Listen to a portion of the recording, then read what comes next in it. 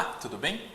Nessa aula nós vamos continuar a nossa análise a respeito da teoria da decisão judicial e vamos começar falando sobre os requisitos da decisão.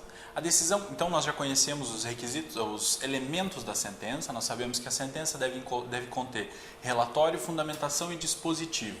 Nós sabemos já que toda decisão judicial precisa ser fundamentada. Agora nós vamos conhecer os requisitos para a decisão judicial. E vai valer esse requisito para a sentença, vai valer para as decisões interlocutórias, para os acórdãos também.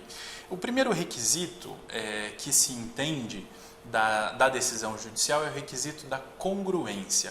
E tem 2 artigos do novo Código de Processo Civil que tratam especificamente da exigência dessa regra de congruência para as decisões judiciais. O primeiro deles é o artigo 141. Vamos conferir? O juiz decidirá o mérito nos limites propostos pelas partes, sendo-lhe vedado conhecer de questões não suscitadas, a cujo respeito a lei exige iniciativa da parte. Então, percebam, ao juiz é vedado analisar questões que as partes não tenham levado à sua apreciação. Isso decorre diretamente do princípio da ação. A ação pertence à parte, né? Então o autor, ao provocar o Poder Judiciário, vai manifestar o seu direito de ação. É dele, né, o direito de ação. Então ele vai levar à apreciação do Poder Judiciário aquilo que ele entende necessário. O réu, na sua contestação, também vai levar à apreciação do Poder Judiciário as defesas que ele entenda necessárias para tentar defender-se naquela demanda. Então, ao juiz é vedado analisar outras questões que não tenham sido levantadas pelas partes. Obviamente que, quando se estiver diante de questões de ordem pública, ou seja, questões que possam ser conhecidas de ofício, o juiz não precisará aguardar a provocação das partes. Mas é muito importante relembrar a regra do contraditório, hein? Mesmo que o juiz esteja diante de uma questão de ordem pública, ou seja, que ele possa conhecer de ofício, que ele possa analisar de ofício sem necessidade de argumentação ou de provocação pelas partes, antes de decidir sobre isso, ele precisa dar às partes a oportunidade de se manifestarem sobre aquela questão. Depois que elas se manifestarem, então o juiz vai decidir. Então ele joga a questão para discussão, as partes discutem e então na sequência ele vai decidir sobre aquilo.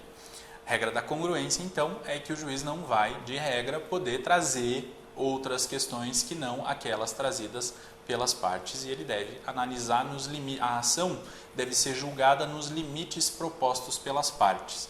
Fundamental, entre o pedido das partes e a decisão do juiz deve haver essa congruência, né? A decisão, o pedido deve ser considerado como que um projeto de decisão, ok? E o segundo artigo que trata sobre a regra da congruência é o 492. Vamos conferir o que ele diz. É vedado ao juiz proferir decisão de natureza diversa da pedida, bem como condenar a parte em quantidade superior ou em objeto diverso do que lhe foi demandado. Então, aqui ele está tratando do objeto, daquilo que foi pedido.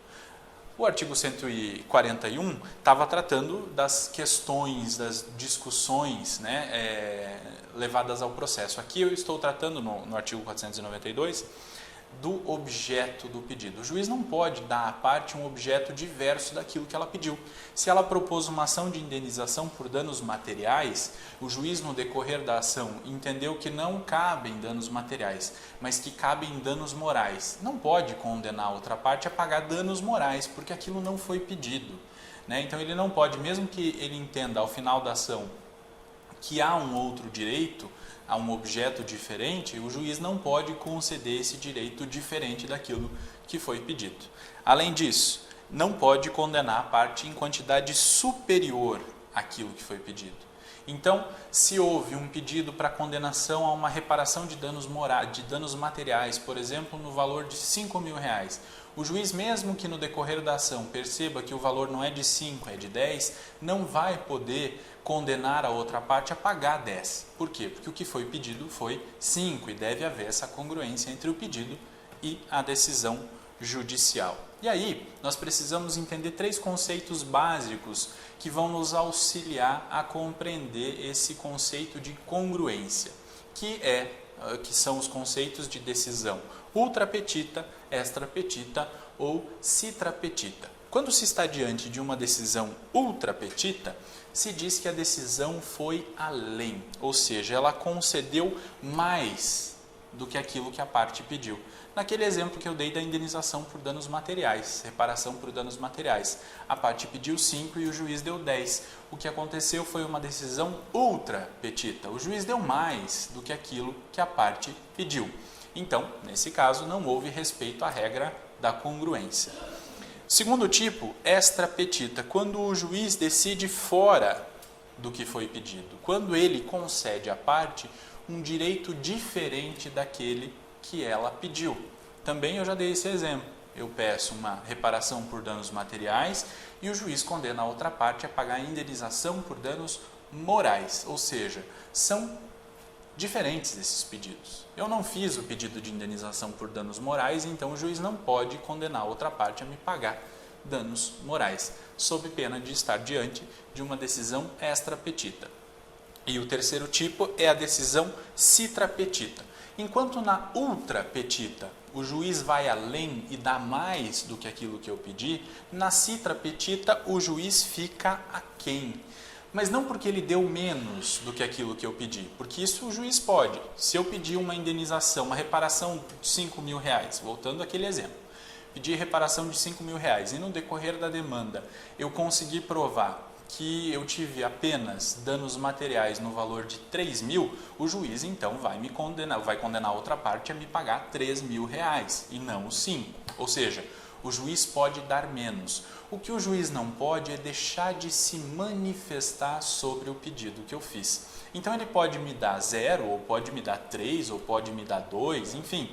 Ele pode me dar menos, o que ele não pode é deixar de se manifestar. E quando se está diante de uma decisão em que o juiz não analisa o pedido, ou não analisa um argumento, se está então diante de uma decisão citra petita. O juiz fica aquém, ele deixa de apreciar algo que eu tenha levado à discussão, certo? E isso é importante e você precisa compreender esses três conceitos para que consiga compreender então de forma completa o que é essa regra da congruência. E aqui eu vou propor um desafio para você procurar pesquisar exemplos de decisões ultra, citra e extra petita para verificar como isso se dá na prática. Porque nada melhor do que verificar na prática mesmo, para que você tenha uma noção mais completa desse conceito de congruência. Então fica aqui o desafio proposto, hein?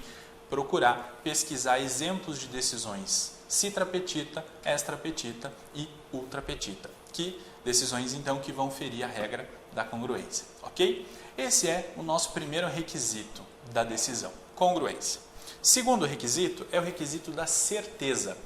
Vocês devem lembrar que quando nós analisamos sobre o pedido, nós dissemos que o pedido deve ser certo e determinado. Essa é a regra geral com relação ao pedido. Se o pedido deve ser certo e determinado e ele é um projeto de decisão, é natural que se exija também que a decisão seja certa, certo? Então, nesse caso, nós precisamos invocar o que está disposto no artigo 492, parágrafo único. Textinho simples, que diz assim: a decisão deve ser certa, ainda que resolva a relação jurídica condicional. Essa é a regra, então, da certeza que está lá no artigo 492, parágrafo único do novo Código de Processo Civil. Para entender o conceito de certeza, vamos invocar a doutrina. E o professor Fred Didier Júnior, o professor Rafael Alexandria de Oliveira e a professora Paula Sarno Braga dizem assim: a certeza consubstancia-se, portanto, na necessidade de o juiz, ao analisar o pedido que lhe foi dirigido, firmar um preceito, definindo a norma jurídica para o caso concreto e, com isso, retirar as partes do estado de dúvida em que se encontravam. Então, é necessário que o juiz resolva aquela questão, né, retirando as partes do estado de dúvida e dizendo a quem pertence o direito que está sendo discutido naquela demanda. Ou seja, ao dizer que a decisão deve ser certa, o juiz deve dizer sobre o direito. Ele deve dizer o que, sobre o que está sendo discutido.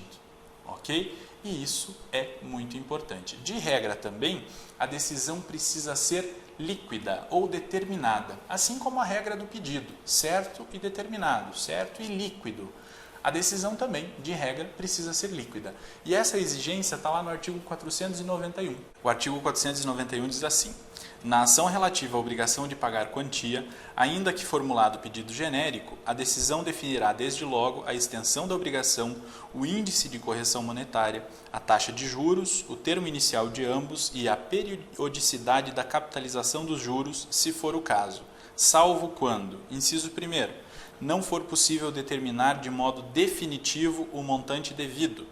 Inciso 2º, a apuração do valor devido depender da produção de prova de realização demorada ou excessivamente dispendiosa, assim reconhecida na sentença. Então, regra geral, a sentença tem que ser líquida. Ela deve dizer o quê? Ou seja, ela deve ser certa e deve dizer o quanto. O quanto é que se deve pagar. Mas é possível que não se consiga definir até o momento da sentença um montante devido. Aí, excepcionalmente, autoriza-se a prolação de uma sentença ilíquida. Essa sentença ilíquida depois vai passar por uma fase processual chamada liquidação de sentença, que nós vamos ver bem adiante. Na liquidação de sentença, então, é que se vai definir o valor. De regra, a sentença tem que ser líquida. Se ela se enquadrar num daqueles casos do inciso 1º ou do inciso 2º do artigo 491, é possível, então, a prolação de sentença ilíquida ou de sentença genérica, mas isso em caráter excepcional, ok? E, por fim, os últimos requisitos da decisão judicial é que ela deva ser clara e coerente. Quando se fala em clareza da decisão judicial, se está dizendo daquela decisão que precisa utilizar uma linguagem acessível aos destinatários da decisão. Ou seja, as partes que forem ler devem então compreender, ou pelo menos conseguir compreender o que o julgador quis dizer naquele caso. Porque isso, essa clareza da linguagem, né, vai possibilitar uma aproximação entre o jurisdicionado e o Poder Judiciário. Então, a linguagem deve ser acessível, clara e acessível. Além disso, no requisito da coerência, deve haver coerência dentro da decisão, ou seja, deve haver necessariamente uma coerência entre o relatório, os fundamentos e o dispositivo.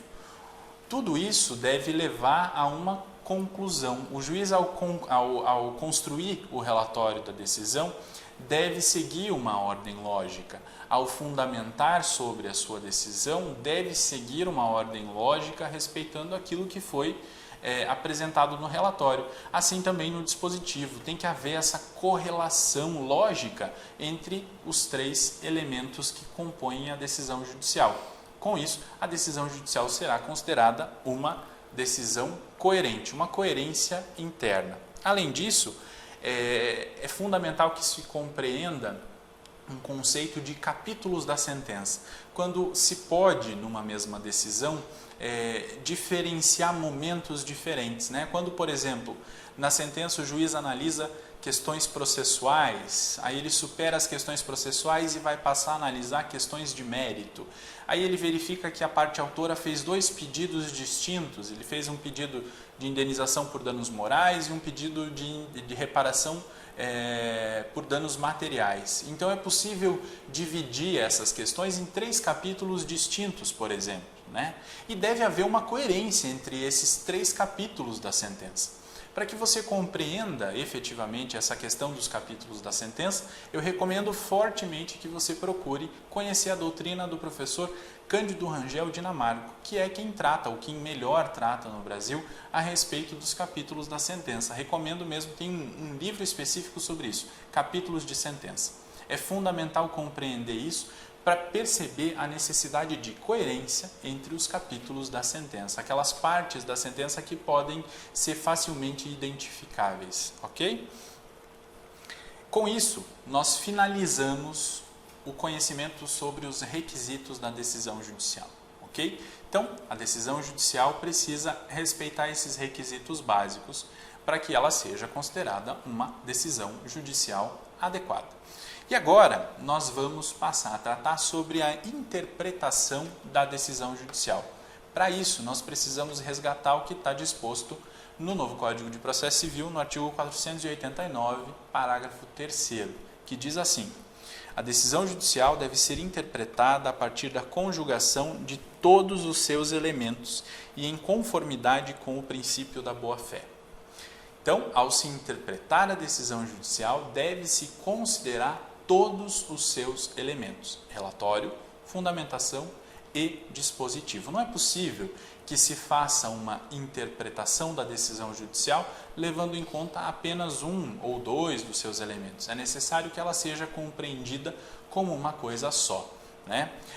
Para entender melhor isso, vamos buscar na doutrina uma explicação a respeito dessa necessidade de interpretação da decisão. E agora nós vamos na obra dos professores Marinoni, Mitidiero e Arenhardt, que dizem assim: em outras palavras, é preciso respeitar a sentença como uma unidade de sentido e interpretá-la dentro do quadro de expectativas legítimas geradas pelo debate judiciário.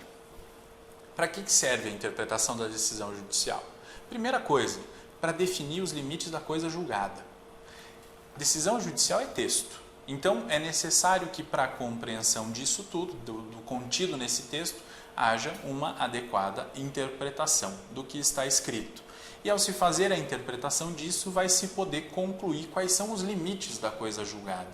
O que aquilo que foi julgado ataca, ou o que aquilo que foi julgado está protegendo. Quais são os limites disso? Tanto os limites objetivos quanto os limites subjetivos, ou seja, quais as pessoas que foram afetadas por essa decisão judicial. Além disso, ao interpretar a decisão judicial, será possível definir qual foi a regra jurídica que regulou aquele caso concreto. E isso, mais uma vez, só é possível se se fizer efetivamente uma interpretação una da decisão, levando em consideração todos os seus elementos. E, além disso, se pode extrair, a partir da interpretação da decisão judicial, uma norma jurídica geral que pode funcionar como precedente, ou seja, se essa decisão for bem construída e, ao final, for bem interpretada e ela tiver um valor transcendental, é possível que se retire dessa decisão uma norma jurídica geral que vai funcionar como precedente para a solução de casos futuros. E, para entender isso, recomendo mais uma vez a obra do professor Fred Didier Júnior, Curso de Processo Civil, volume 2, que ele trata sobre a teoria da decisão judicial e especifica, traz lições preciosíssimas a respeito da importância que se tem a interpretação da decisão judicial, principalmente porque no novo Código de Processo Civil vem aí com muito destaque essa questão dos precedentes e do direito jurisprudencial, de modo geral. Então, é fundamental que se entenda esses meios de interpretação da decisão judicial. Indo adiante, nós precisamos conhecer o disposto no artigo 493, que vai falar sobre decisão e eventual fato superveniente. Vamos conferir o que ele diz? Se depois da propositura da ação, algum fato constitutivo, modificativo ou extintivo do direito influir no julgamento do mérito, caberá ao juiz tomá-lo em consideração, de ofício ou a requerimento da parte, no momento de proferir a decisão. Parágrafo único. Se constatar de ofício o fato novo, o juiz ouvirá as partes sobre ele antes de decidir. Isso aqui é importante compreender porque a gente sabe que é possível que o processo demore até mais tempo do que seja esperado, né? E ao demorar um tempo, nem que seja o tempo necessário para que a causa fique madura o suficiente para que ela possa ser julgada de forma justa, é possível que no decorrer do processo surjam fatos novos. Ao surgirem esses fatos novos, eles podem ser levados à apreciação judicial e eles podem ser objeto de análise na sentença. E é disso que se trata o artigo 493. Mas uma coisa é fundamental: sempre que houver, que uma das partes trouxer, ou que o juiz de ofício tomar conhecimento sobre um fato novo, relevante para a solução daquela causa, é necessário que ele dê às partes a oportunidade de se manifestar em respeito ao princípio do contraditório. Isso é fundamental, ok? Não se pode cogitar da existência de uma decisão judicial que tenha levado em consideração um fato superveniente, ou seja, um fato que aconteceu no decorrer do processo e que esse fato não tenha sido discutido no processo entre as partes, certo? Prosseguindo, nós precisamos compreender as espécies de sentença. Primeiro, elas se classificam entre sentenças processuais e sentenças de mérito. Se você for ler o artigo 485 do Código de Processo Civil, você vai perceber quais são lá as sentenças processuais, ou seja, aquelas sentenças em que não houve a resolução do mérito porque houve um bloqueio formal antes da análise do mérito que impediu o juiz de chegar na análise do mérito. O que se quer no processo é sempre chegar na análise do mérito, né? Entretanto, é possível que aconteçam determinadas situações que impeçam o juiz de atingir a análise do mérito. Sempre que isso acontecer, nós estaremos diante de uma sentença processual. E há também, de consequência, as sentenças de mérito. Se foram superadas ou se não existiram questões processuais, o juiz passa então a analisar o mérito da demanda e as sentenças de mérito são aquelas previstas no artigo 487 do Código de Processo Civil. Ou seja, são aquelas decisões em que o juiz analisa a quem pertence o direito material discutido na demanda.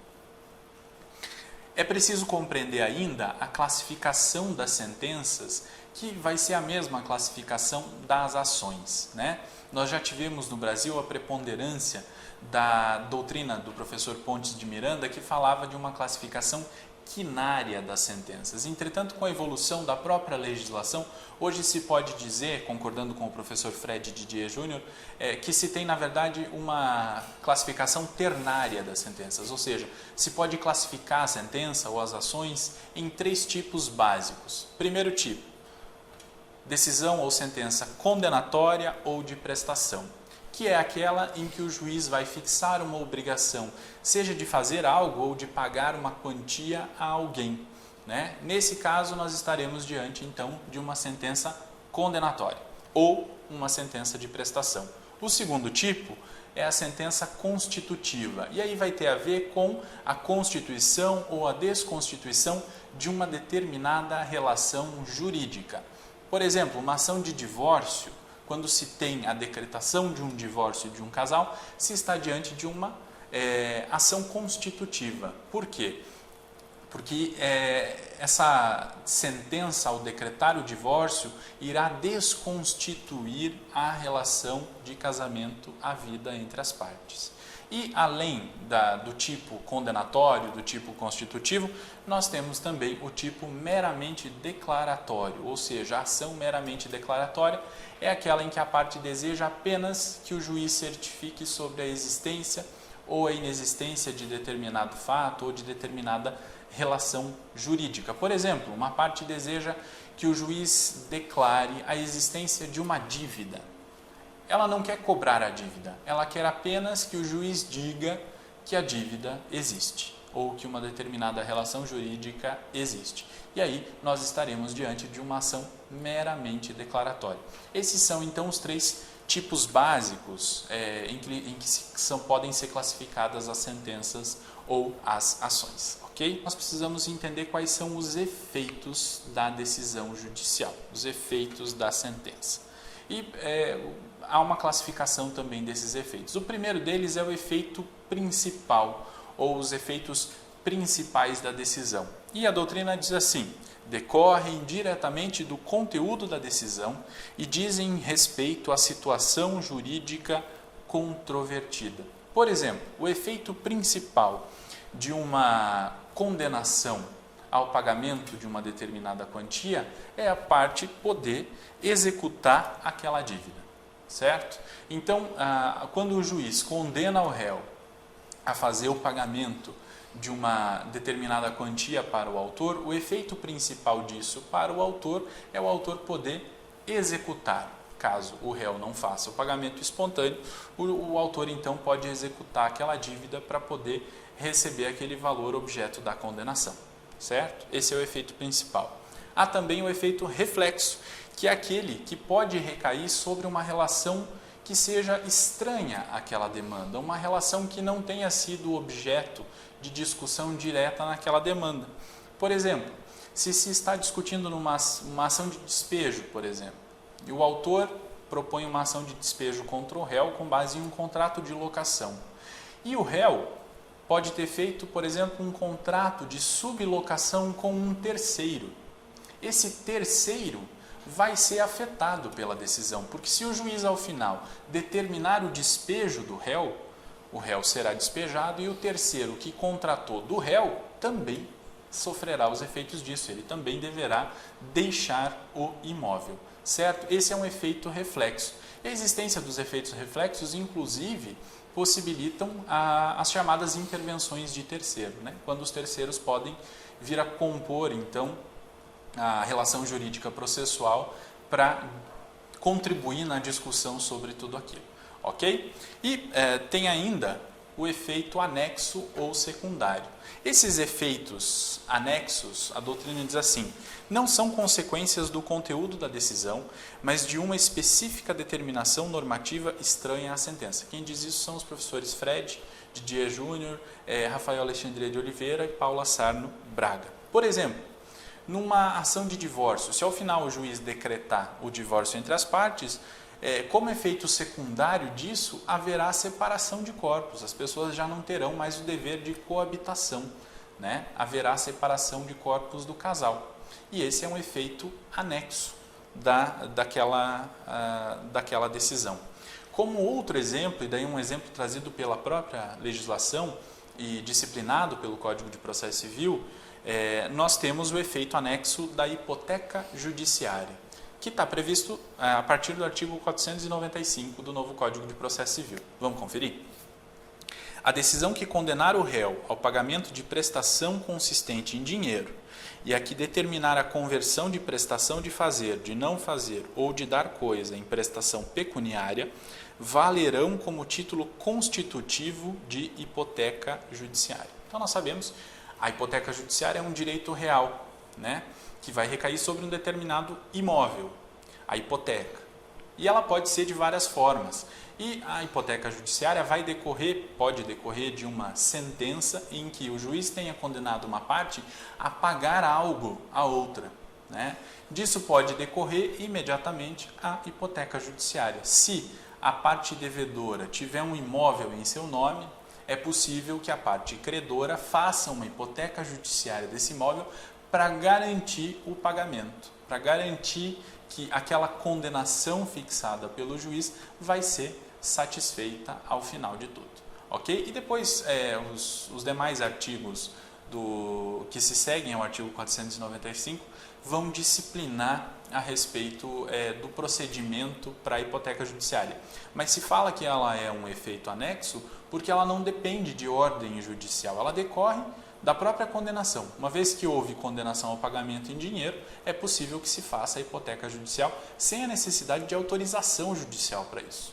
Não há necessidade de o juiz autorizar expressamente, é possível que ela seja feita a partir da própria sentença, certo? Com a apresentação da própria sentença no registro de imóveis competente. Entretanto, o juiz pode verificar a legalidade de uma hipoteca que tenha sido efetuada de forma contrária à lei, por exemplo, né? Ele pode controlar o que foi feito a partir da sua sentença, mas ele não precisa determinar a hipoteca judiciária porque se trata de um efeito anexo ou de um efeito secundário. Finalizando então a nossa fala sobre decisão judicial, é importante conhecer o quanto diz o artigo 494, que vai falar sobre publicação e alteração da sentença. Ele diz assim: publicada a sentença, o juiz só poderá alterá-la. Inciso 1º, para corrigir-lhe de ofício ou a requerimento da parte inexatidões materiais ou erros de cálculo. Inciso 2º, por meio de embargos de declaração. Então, uma vez que a sentença foi publicada, ou seja, que ela foi lançada nos autos do processo, de regra ela não pode ser alterada pelo juiz. Só vai poder ser alterada nesses dois casos do artigo 494. O primeiro caso são aqueles defeitos muito simples, erros de digitação, por exemplo, ou constou de forma incorreta o nome da parte na sentença, o número dos autos está errado, o juiz pode fazer a correção disso de ofício ou a requerimento da parte.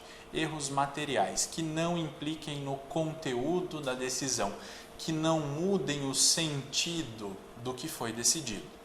O juiz pode alterar.